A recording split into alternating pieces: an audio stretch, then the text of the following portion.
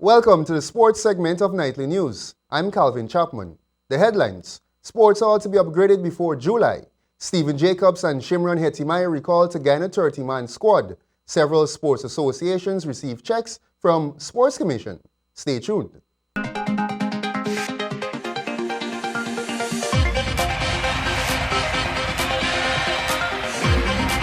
The Cliff Anderson Sports Hall to undergo massive internal renovations to upgrade the facility to international standards.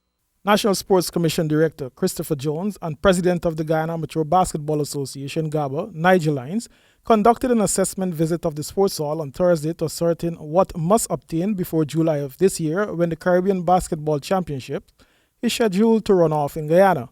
Lyons gave his take on the importance of a state-of-the-art facility. We certainly have the structure in place to host the Caribbean Basketball Confederation and the 16 championships.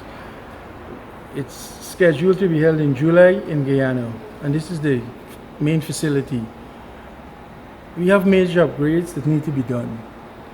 As we travel the arena, it's obvious that the dressing rooms, the toilet facilities, the fans, the lights, to a lesser extent, that we have work to do. But we have the will, we know it needs to be done, and we support the Director of Sport, the National Sports Commission, and the government on the whole. So this is really the people's facility, sports facility. We can ensure that the Cliff Anderson Sports Hall is at a level that we can at least refer to that it meets international standards. Sports Director Jones remarked that upgrading will augurs well for Guyana and the public deserves proper facilities. Well, basically the workshop that we've done this morning is to get a feel, in a sense, a good sense in terms of all of the work that needs to be done. Indeed, as Mr. Hines said, there is upgrading of the washroom facility, the locker room, and so forth. What is good is that last year we actually had commenced external work, as you noticed, the paint job and so forth. So the continuation is going to be intensified long before the tournament is had here in Guyana.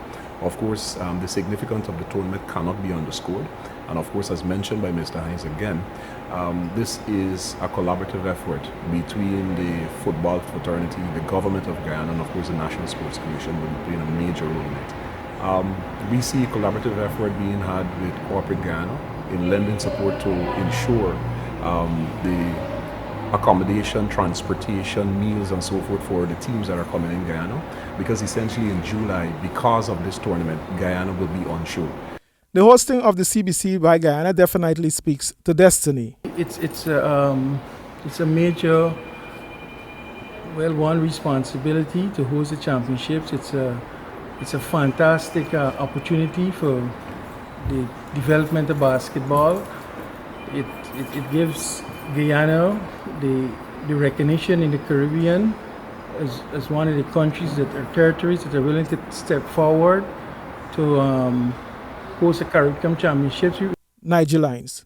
Guyana will play host to 12 male and 8 female basketball teams from across the Caribbean in July, when the championships will be hosted here. Several sports associations and groups were the recipients of cash grants from the National Sports Commission. The Guyana Basketball Association, Athletics Association of Guyana, Badminton, Baseball, and several other sports associations on Thursday at the National Sports Commission received funding to assist their respective groups. The National Sports Commission would have received several requests from various associations, federations, and organizations over several months ago. And of course, in keeping with the mandate of the National Sports Commission in terms of providing assistance to those organizations and associations. A small committee that forms part of the National Sports Commission would have sat and deliberated on those requests that were submitted by the various associations. And from that, we would have allocated financial resources, etc. Jones also noted the monies were given specifically to help the association defray expenses for official sporting engagements outside of Guyana. The Guyana Teachers Union North Georgetown District was presented with medals for their Independence track meet scheduled for Sunday, March 20 at the Police Sports Club ground. Head of the Badminton Association, Gokram Ramdani, expressed thanks on behalf of the recipients. All-rounder Stephen Jacobs and West Indies under-19 captain Shimron Hettimaya both have been recalled to the Guyana Jaguars 30-man squad for the crucial 10th round match at home against the Jamaica Scorpions. Winning West Indies under-19 World Cup captain Shimron Hettimaya and off-spinner Stephen Jacobs have replaced injured Shivnarine Chandrapal and fast bowler Ransford Beaton in the Guyana Jaguars 30-man squad for the 10th and final round of the West Indies Cricket Board Professional Cricket League 4-day 2015-16 edition.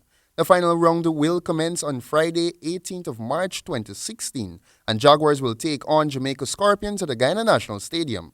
After the 9th round, Jaguars are at the top of the points table on 130 points, 7 points ahead of second-placed Barbados Pride. The Jaguars squad reads Tejarine Chandrapal, Rajendra Chandrika, Leon Johnson, captain, Vishal Singh, vice-captain, Shimron Hettimaya, Raymond Reefer, Anthony Bramble, Christopher Barnwell, Veerasamy Pomal, Gudikish Moti, Devendra Bishu, Keon Joseph, and Stephen Jacobs. Play continued on Wednesday night at the Georgetown Club Courts with matches in 7 categories in Day 2 of the Guyana Squash Associations in collaboration with Digicel and Toucan Industries Junior Tournament. In Category A, Tilla Finance continues to show that she has improved tremendously when she dominated Alec Melville to take the first game 11-3, but could not keep up with a sustained attack and lost the next 3 games 9-11, 9-11, and 6-11.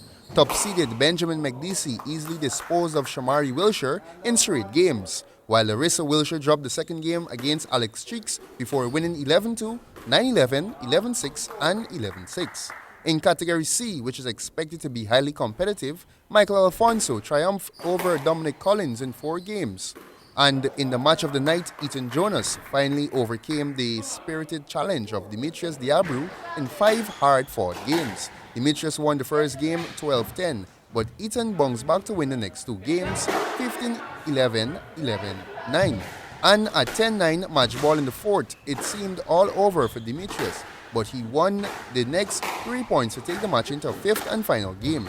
At 10-7 match ball for Demetrius, it seemed as if he had secured a remarkable come-from-behind victory, but then Ethan reeled off 5 points in a row, winning the game and match 12-10.